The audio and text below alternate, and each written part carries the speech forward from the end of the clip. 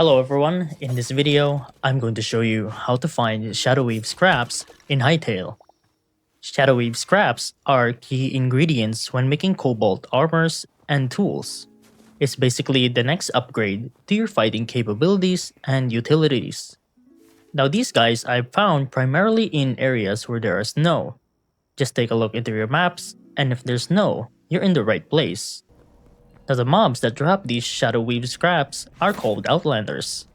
You can see that they're wearing a mask, and they mostly have hoodies sporting some really intimidating weapons that could seriously injure you. For my showcase, I found this structure right here which leads to the Outlander's treasure trove that digs deep into the earth. It's somewhat reminiscent to a dungeon, where there are twists and turns everywhere you go. And just about every warrior or archer drops the stuff, so you won't have any trouble collecting them. If you have the right gear to fight them, that is. And that's how to find Shadoweave scraps in Hytale.